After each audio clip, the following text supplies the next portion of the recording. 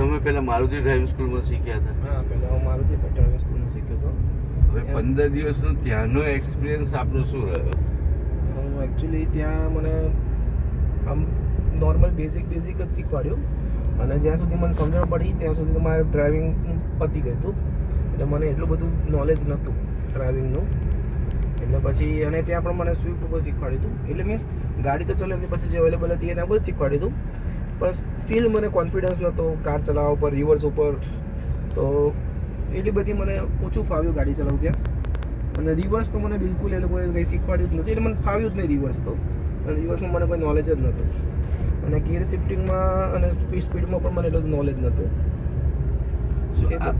આપ half an અવર્સની અંદર કેટલું તમને એ લોકો ગાઈડ કરતા હતા એની અંદર? એમ ગાઈડ તો કંઈ જ નહોતા કરતા. તમને ખાલી એટલું ગાઈડ કરતા હતા કે ક્લચ દબાવો, બ્રેક દબાવો, ક્લચ દબાવો, બ્રેક દબાવો.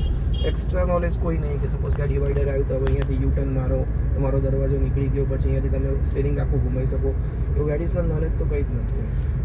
સિમ્યુલેટર પર તમને જે એ લોકોએ ટ્રેનિંગ આપી હતી? સિમ્યુલેટરમાં આપતા હતા, પણ બીજા દિવસે મેં જ ના પાડી દીધી, કેમ કે તમારું સ્ટીરિંગ જ બહુ મૂવમેન્ટ કરતું હતું. એમ સ્ટેબલ સ્ટીરિંગ જ નહોતું. જે એક્સપિરિયન્સ ડ્રાઈવર હોય ને એ પણ સિમ્યુલેટર ઉપર તો ના જ શીખી શકે.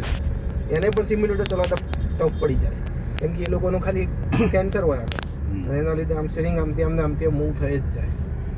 એટલે મેં બીજા દિવસ પછી જ ના પાડી દીધી. સિમ્યુલેટર પછી તમે ડ્રાઈવ કઈ રીતે કર્યું હતું?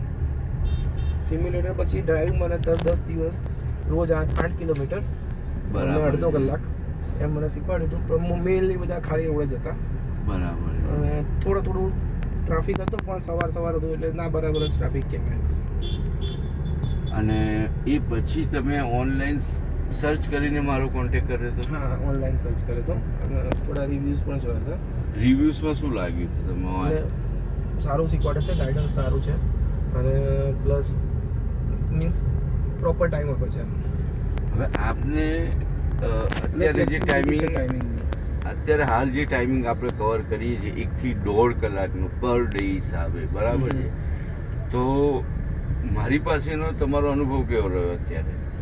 અનુભવ તો સરસ રહ્યો. મને હવે કોન્ફિડન્સ આવી ગયો અને સ્પેશિયલી મને જે રિવર્સમાં બીક લાગતી હતી એ તો મેં હવે આપણે ખબર જ છે કે પાર્કિંગ કેટલું કન્જેસ્ટેડ છે. સ્ટીલ તમે એમાં હું જાતે કાર પાર્ક કરી શકું છું. તમારું પોતાનું પર્સનલ પાર્કિંગ છે ફ્લેટમાં? હા. હવે એ સ્લોપ ઉપર છે કે પેરેલલ? સ્લોપ પર છે. એમાં ક્લચ પ્લસ એક્સિલેટરની જરૂર પડે છે, એટલે એ ઓલરેડી ડિફિકલ્ટ કહેવાય. તો એ પણ મને ફાવી ગયું છે. આપણે આજે ટ્રેનિંગ શેડ્યુલની અંદર આપણે આપણા ઘરથી કેટલા કિલોમીટર સુધી મિનિમમ ડેઈલી ડ્રાઈવ કરીએ છીએ? ડેઈલી 30 થી 40 કિલોમીટર ડ્રાઈવ કરીએ છીએ. નોર્મલી એવરેજ જોવા જઈએ તો 30, કોઈક દિવસ 40. એમાં કયા એવા ટ્રાફિકવાળા કે ટ્રાફિક વગરના તમારા એરિયા કવર થયા આપણા? ઓલમોસ્ટ બધા મારા ઘરથી જેટલા પણ રસ્તા આવતા હતા, જે ઈસ્ટ વેસ્ટ નોર્થ ઈસ્ટ જે પણ ગણો એ બધા એરિયા આપણે ટ્રાફિક સાથે ઇનશોર્ટ જેટલા રસ્તા હતા બધા આપણે કવર કરી દીધા છે. ટ્રાફિકવાળા પણ ને ટ્રાફિક વગરના પણ. આપણા ઘરથી કઈ રીતે શરૂઆત કરીએ છીએ? ફર્સ્ટ ડે મતલબ શરૂઆત કઈ રીતે થઈ છે? ફર્સ્ટ ડે શરૂઆત આપણી થોડી ટ્રાફિકથી કરી હતી. પછી ટ્રાફિકનો મને ધીમે ધીમે કોન્ફિડન્સ આવવા માંડ્યો અને અત્યારે તમે જુઓ પેલો કન્જેસ્ટેડ રોડ છે, સ્ટીલ મને કોન્ફિડન્સ છે અત્યારે એમ ડ્રાઈવ કરવું.